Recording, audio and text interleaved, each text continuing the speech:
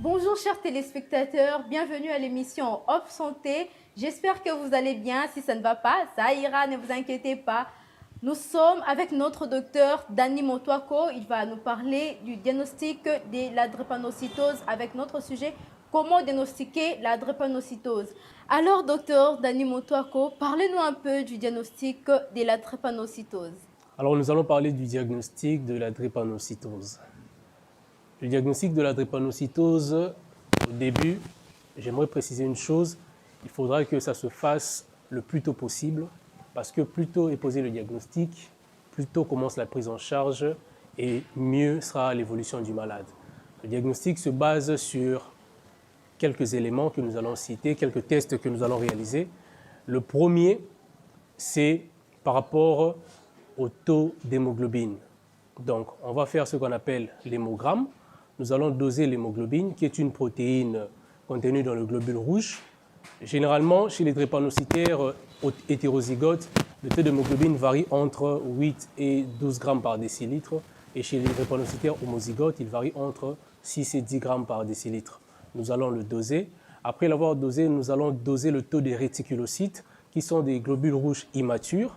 Pourquoi on va doser le taux des réticulocytes? Parce que chez le drépanocytaire, il y a un phénomène qu'on appelle le phénomène d'hyperhémolyse. Alors, les globules rouges se détruisent en masse. Puisqu'ils se détruisent en masse, la moelle osseuse qui est chargée de produire les globules rouges va envoyer en périphérie des globules rouges immatures, question de compenser la perte qui se trouve en périphérie. Donc, on aura un taux élevé de globules rouges immatures, des réticulocytes en périphérie. Après avoir dosé le taux de réticulocytes, nous allons faire ce qu'on appelle le frottis sanguin. Nous allons prélever le sang à l'aide d'un tube. On va réaliser le frottis à l'aide du microscope électronique. Et au niveau du frottis sanguin, nous allons voir, objectiver au fait des globules rouges falciformés, donc des globules rouges de mauvaise forme. Ils auront une forme qu'on appelle la forme en croissant de lune, hein, comme une banane.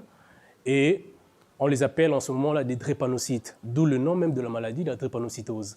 Et après avoir réalisé cela, nous allons passer au deuxième test qu'on appelle généralement le test d'hémolyse.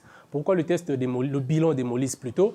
Parce que chez les drépanocytaires, comme on a dit, il y a un phénomène d'hémolyse. Alors puisqu'il y a un phénomène d'hémolyse, les globules rouges qui sont tués, ils se dégradent. Il y a la protéine qu'on appelle l'hémoglobine qui va se dégrader en biliverdine puis en bilirubine. Et c'est cette bilirubine-là que nous allons doser dans le sang. Et après l'avoir dosé, nous allons remarquer que le taux de bilirubine libre sera augmenté.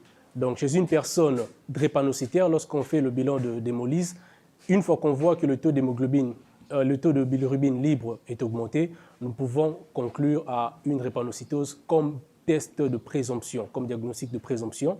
On conclut une drépanocytose et nous allons prélever aussi le taux d'aptoglobine. L'aptoglobine est une protéine contenue dans le globule rouge qui se lie à l'hémoglobine. Alors, une fois que cette hémoglobine est dégradée en M, le complexe hémoglobine-aptoglobine est libéré au niveau de la rate dans le système réticulo-endothélial. Et lorsque nous allons prélever le taux d'aptoglobine, on verra que le taux d'aptoglobine est effondré.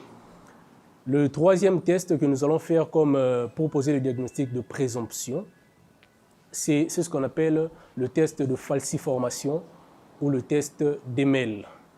Nous allons voir chez les drépanocytaires, comme on a dit, leur hémoglobine est hyposoluble, elle se polymérise rapidement.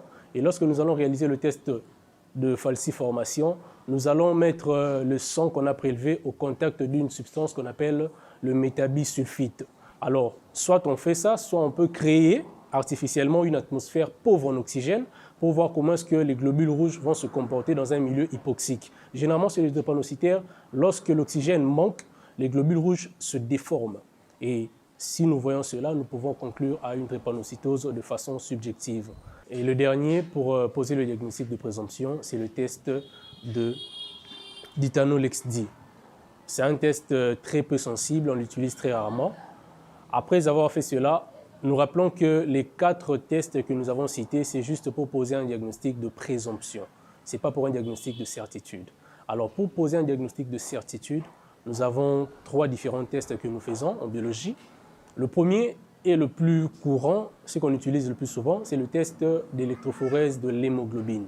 Alors, S'agissant de l'électrophorèse de l'hémoglobine, quelle est son importance? Premièrement, l'électrophorèse de l'hémoglobine va nous permettre d'objectiver la proportion d'hémoglobine normale et la proportion d'hémoglobine anormale. Deuxièmement, l'électrophorèse de l'hémoglobine permet de voir l'hémoglobine S et l'hémoglobine A. On voit aussi également la forme homozygote et la forme hétérozygote. Alors, chez un drépanocytaire homozygote, lorsque nous réalisons l'électrophorèse de l'hémoglobine, on voit le résultat apparaître en 3 bandes. La première bande, on voit le taux d'hémoglobine S qui se situe entre 75 à 95% chez le drépanocytaire homozygote.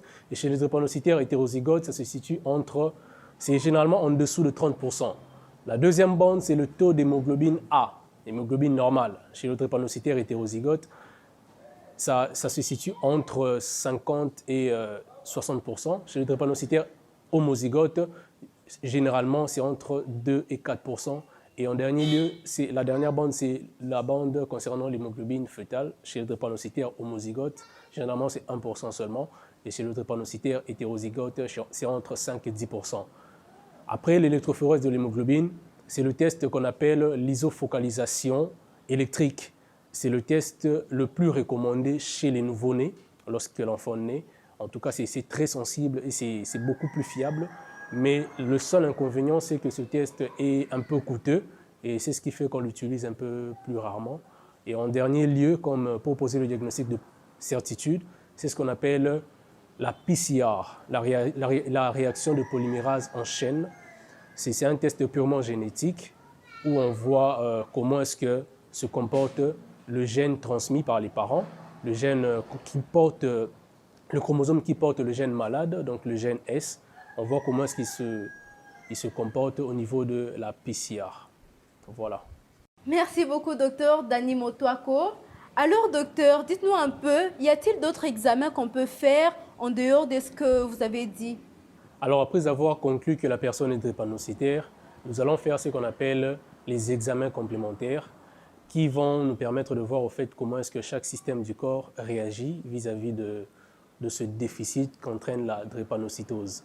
Alors, au niveau de la tête, nous allons faire ce qu'on appelle le scanner cérébral pour voir comment est-ce que se comportent les vaisseaux sanguins vis-à-vis de cette maladie, parce que nous rappelons que les globules rouges qui sont falciformés peuvent bloquer la circulation au niveau de la tête et entraîner un AVC qui sera en ce moment-là ischémique.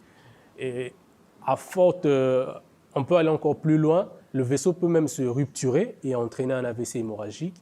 Donc, avec un scanner ou avec une IRM, nous pouvons objectiver cela et on peut aussi prévenir cela si les bilans complémentaires sont faits un peu plus tôt. Et au niveau du cœur, nous pouvons faire ce qu'on appelle l'électrocardiogramme. Nous pouvons faire ce qu'on appelle la radiographie du thorax pour voir comment est-ce que se comporte le cœur, est-ce qu'il a augmenté de volume ou pas. Nous allons voir l'état des poumons, comment est-ce qu'il se comporte. Et au niveau de l'abdomen, nous pouvons faire ce qu'on appelle une échographie, nous pouvons faire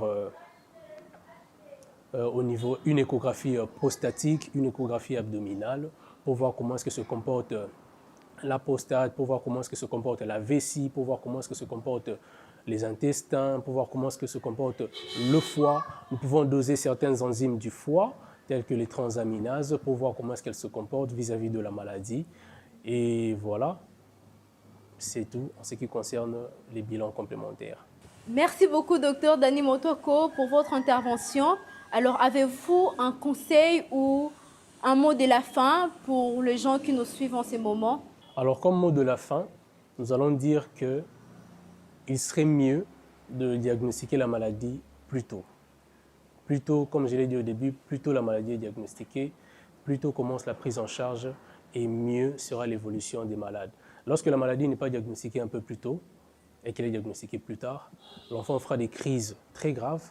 Il n'y aura pas moyen de prévenir, par exemple, les risques infectieux parce que cet enfant qui est drépanocytaire n'a pas un système immunitaire assez solide pour lutter contre les infections, contre les invasions extérieures. Et cet enfant fera des complications infectieuses qui pourront être très graves, qui pourront être fatales et porter même atteinte au pronostic vital. Et on verra que les crises d'hyperémolyse seront un peu plus accentuées. Et vous verrez que cet enfant aura généralement un ventre ballonné un ventre gonflé parce que sa rate commence à prendre du volume. Et nous verrons aussi que les crises c'est ce qui concerne les crises de séquestration splénique. Et concernant les crises d'hyperhémolyse, vous verrez que cet enfant, puisqu'il y a hémolyse, il aura tendance à être un peu plus jaune. Vous verrez ses yeux au niveau des conjonctives bulbaires, ils seront jaunes. Les paumes des mains, les différentes muqueuses du corps qui seront jaunes. Voilà pourquoi nous proposons un diagnostic précoce de la maladie pour pouvoir prendre en charge un peu plus tôt et minimiser les complications qui pourront arriver un peu plus tard. Merci. Nous sommes arrivés à la fin de notre émission. Nous remercions notre docteur Danny Motwako pour son intervention. J'espère que ça nous a profité tous. Alors je vous dis à la prochaine, à la même heure, sur la même chaîne. Et n'oubliez pas de vous abonner sur notre chaîne YouTube. Tapez Asbel Hop. Juste à côté, c'est écrit s'abonner en rouge. Abonnez-vous pour avoir de nos nouvelles à chaque fois. Et surtout, n'oubliez pas de liker nos vidéos.